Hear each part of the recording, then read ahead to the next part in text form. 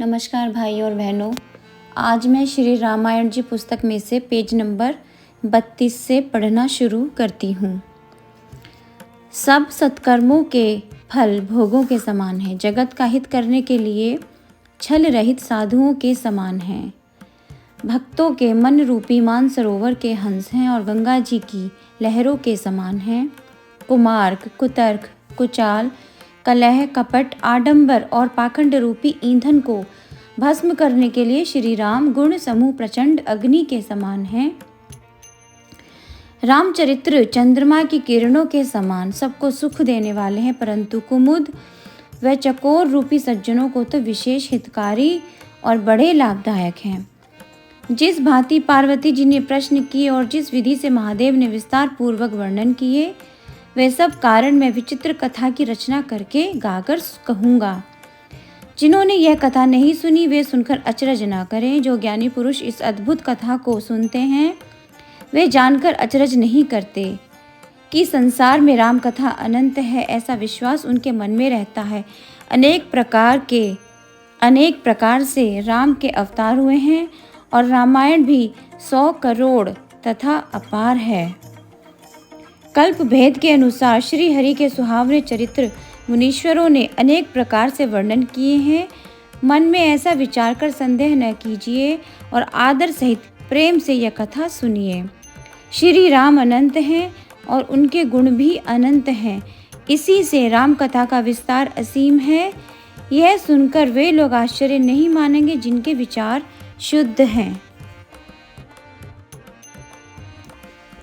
इस प्रकार सब संदेह दूर कर गुरु चरणों की रज को सिर पर धारण करके फिर सबकी विनती हाथ जोड़कर करता हूँ, जिससे कथा रचना में दोष न आए। अब मैं आदर सहित शिव जी को मस्तक नवाकर श्री राम जी के निर्मल गुणों की कथा कहता हूँ। श्री हरि भगवान के चरणों में सिर नवाकर संवत 1631 में कथा का आरंभ करता हूँ। चैत्र मास की 9वीं तिथि मंगलवार को अयोध्यापुरी में यह रामचरित्र प्रकाशित हुआ, जिस दिन श्री राम जी का जन्म होता है। वेदों में कहा है कि उस दिन सब तीर्थ वहां चले आते हैं। असुर, नाग, पक्षी, नर, मुनि, देवता आकर श्री रामचंद्र जी की सेवा करते हैं। भक्तजन जन्म का महोत्सव मनाते हैं और श्री रामचंद्र जी के सुंदर गुणगान करते हैं। सज्जनों के झुंड सरयू के पवित्र जल में स्नान करते हैं और हृदय में सुंदर श्याम शरीर वाले श्री राम जी का ध्यान धरकर राम राम जपते हैं।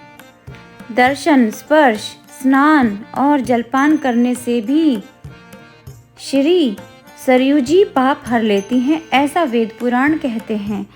इस पवित्र नदी की भारी महिमा निर्मल बुद्धि वाली शारदा भी नहीं कह सकती।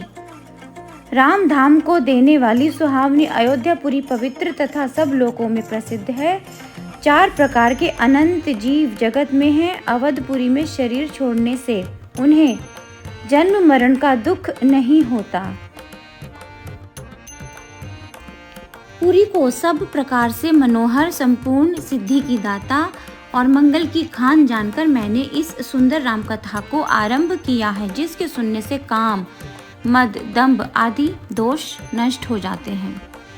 इसका नाम रामचरितमानस है। इसको कानों में सुनते ही शांति मिलती है। मन रूपी हाथी विषय रूपी दावानल में जल रहा है। यदि वह इस मानस सरोवर में आ पड़े तो दुखी हो जाए। इस मुनि भावन, सुहावन और पवित्र रामचरितमानस को शिवजी ने रचा है, जो तीनों प्रकार के दोष, दुख और दरिद्रता को दूर करने वाला और कलयुग के पापों को नाश करने वाला है। शिवजी ने रचकर इसे अपने मन में रखा, फिर सुसमय पाकर पार्वती जी से कहा। इसी कारण शिवजी ने अपने हृदय में विचार कर प्रसन्नता पूर्वक रामचरितमानस ऐसा सुंदर नाम रखा। वही सुखदायिनी सुहावनी कथा मैं कहता हूँ। हे सज्जनों, आदर के साथ मन लगाकर सुनो।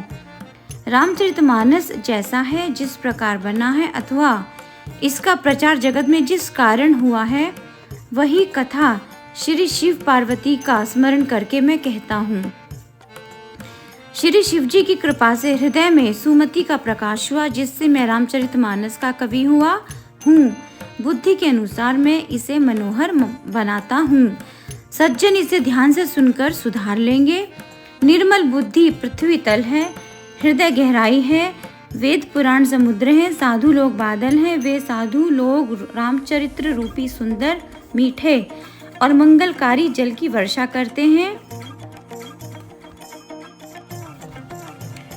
श्री राम जी का सद्गुण लीला, क्षमा कीजिए, श्री राम जी का सगुण लीला वर्णन ही स्वच्छता है, जो मल का नाश करती है। प्रेम शक्ति जिसका वर्णन नहीं किया जा सकता, वह जल की मधुरता और सुशीलता है। वह जल पुण्य रूपी धानों को हितकर होता है, और वही रामचंद्र जी के भक्त जनों का जीवन है। वह पवित्र जल बुद्धि रूपिणी पृथ्वी पर बरसा और इकट्ठा होकर कानों के मार्ग से भीतर